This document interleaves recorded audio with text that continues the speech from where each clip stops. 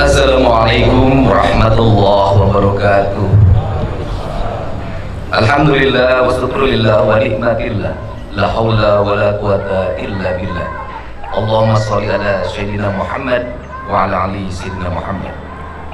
Hadirin sidang Idul Fitri yang berbahagia, baik yang ada di halaman Gedung Sate Provinsi Jawa Barat yang disebutnya Gasibu, maupun di seluruh Provinsi Jawa Barat yang terhampar di masjid-masjid, di tajuk-tajuk, di musola-musola, di halaman-halaman kantor alun-alun kabupaten kota, di halaman kantor alun-alun kecamatan, dan di halaman kantor alun-alun desa dan kelurahan di seluruh Provinsi Jawa Barat.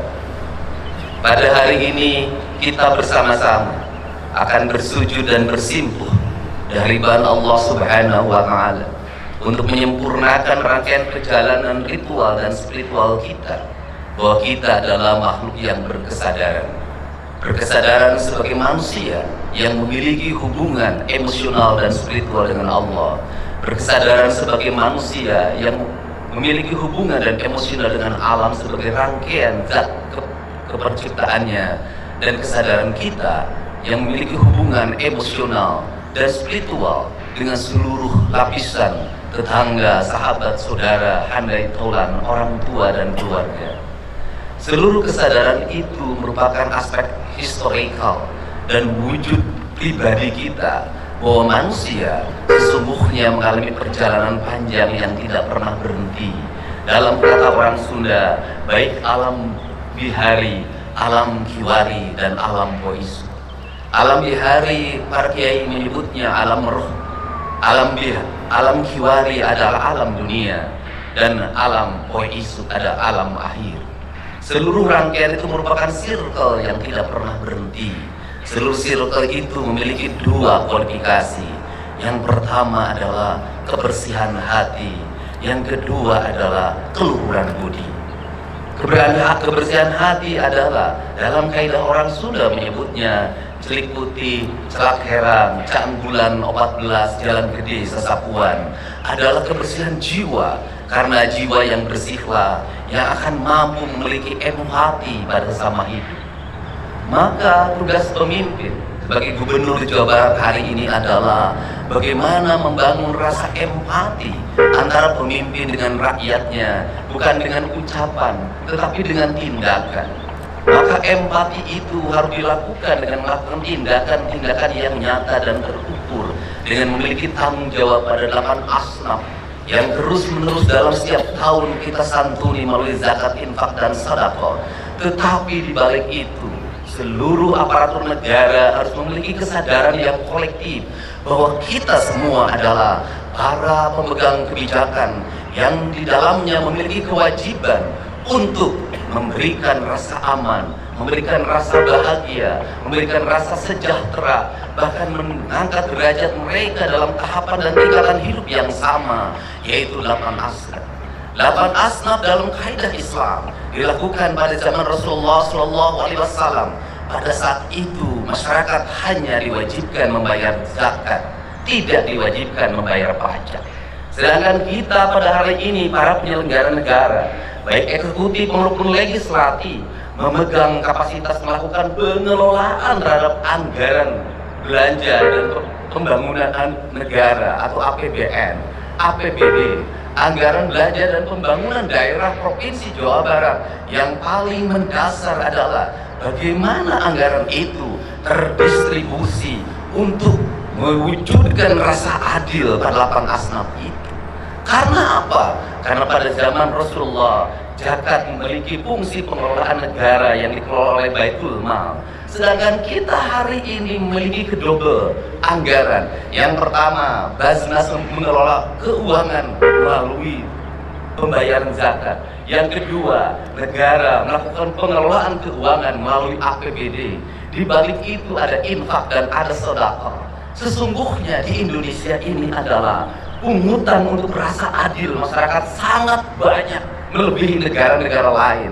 Tetapi kenapa yang menjadi problem? Justru keadilan belum terwujud, justru kemiskinan belum tertangani, justru orang-orang tidak mampu sekolah, tidak mampu membeli baju seragam, tidak mampu membeli sepatu, banyak pungutan di berbagai tempat. Sesungguhnya kita yang sholat dalam setiap hari 5 waktu, kita ini melakukan pengkhianatan terhadap apa yang menjadi tugas dan kewajiban kita sebagai penyelenggara negara. Alangkah malunya kita di hadapan Allah di negeri yang beriman dan beramal soleh ini, ketika pungutan negara ada, pungutan zakat ada, tetapi rasa adil belum terwujud. Berarti kita sebagai penyelenggara negara belum bisa memaknai dan memahami Islam secara paripurna. Untuk itu kami sampaikan bahwa pemerintah Provinsi Jawa Barat menyampaikan permohonan maaf yang sebesar-besarnya, karena sebagai penyelenggara negara, pengelola keuangan daerah, kami belum bisa mewujudkan seluruh apa yang menjadi cita-cita dasar proklamasi, menjadi cita-cita dasar keislaman kita. Dan kami dalam setiap detik, setiap menit, setiap jam, setiap hari, setiap minggu, setiap bulan, dan setiap tahun hanya bisa mempertanggungjawabkan secara administratif, secara yuridis, tetapi kami tidak bisa mempertanggungjawabkan secara paripurna. Kaidah Islam mengajarkan tidak dibedakan antara dunia dan akhirat. Dunia dan akhirat itu satu kesatuan. Perbaikan dunia akan melahirkan kebaikan di akhirat. Perbuatan paripurna di dunia akan menjadikan paripurna di akhirat. Maka pengelolaan keuangan negara itu adalah pengelolaan keuangan yang dipertanggungjawabkan di akhirat. Bukan hanya berpegang teguh prinsip-prinsip yang menjadi kewajiban penyelenggara negara, tetapi di balik itu memiliki hakikat. Sesungguhnya pemangkasan anggaran, belanja rutin pegawai diturunkan, kemudian diarahkan 70% belanja untuk kemakmuran rakyat. Itu adalah bagian dalam memahami ajaran Islam secara esensial. Kalau di dalam kaidah pengelolaan zakat, jangan sampai biaya abilin lebih besar dibanding biaya untuk lapan asnaf. Sekali lagi, jangan sampai biaya amilin lebih tinggi dibanding kepentingan asnafnya itu sendiri. Dalam kaidah anggaran, jangan sampai biaya rutin pegawai, tunjangan jabatan, perjalanan dinas, ongkos kantor, belanja ATK jauh lebih besar daripada belanja untuk kepentingan kemakmuran rakyat itu sendiri. Maka perspektif Provinsi Jawa Barat hari ini merubah mindset itu. Tugas pengelolaan anggaran adalah tugas-tugas Islam, tugas-tugas kemuliaan, tugas-tugas kemanusiaan.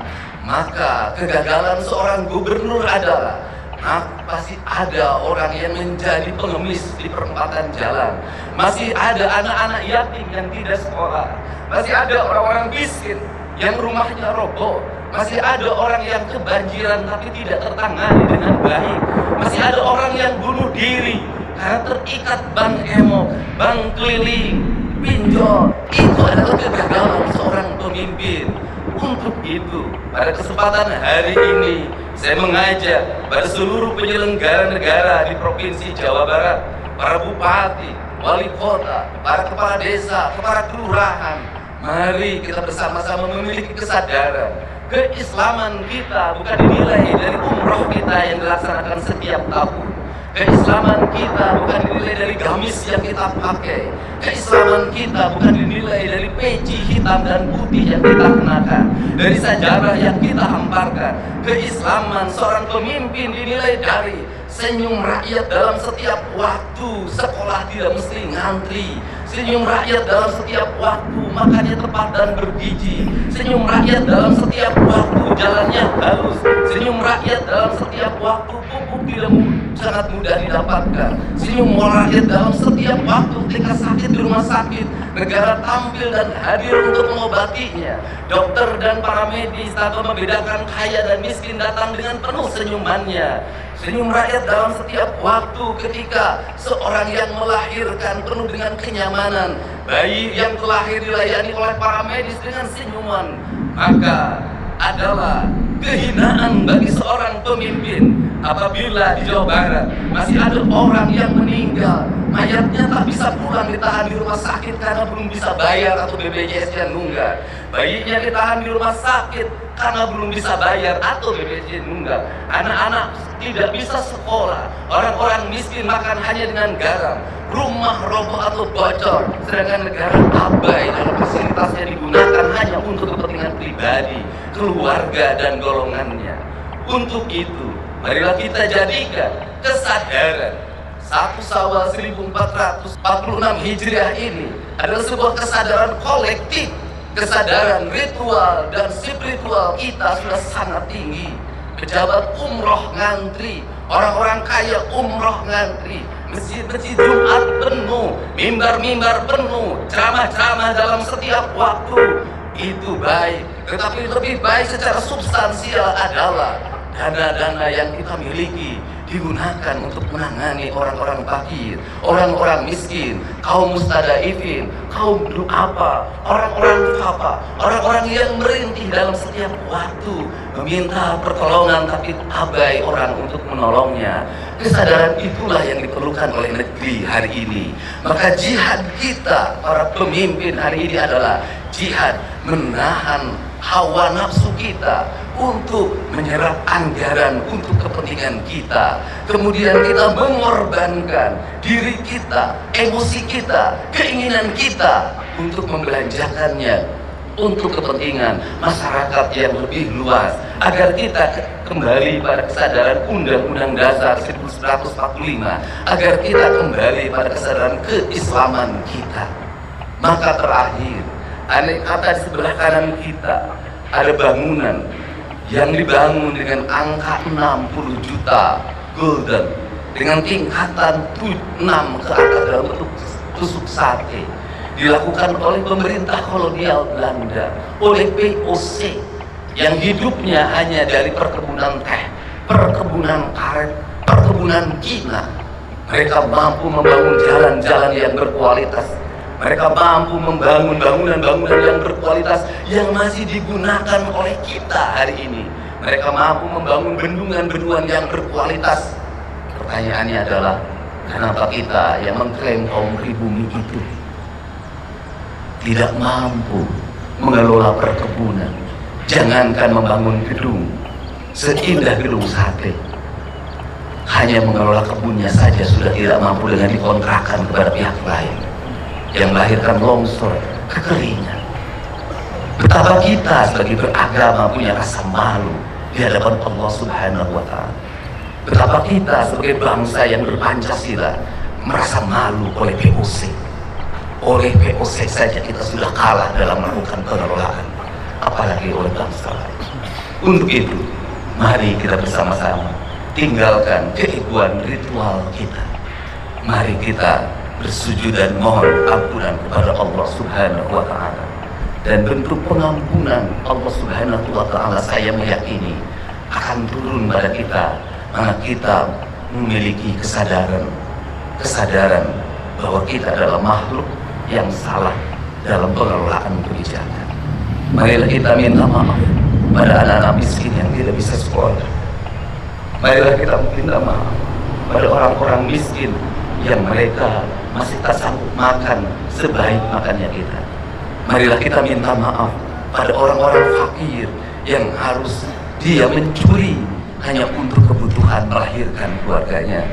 Marilah kita minta maaf pada mereka, tinggalkan keangkuhan dan kesombongan kita.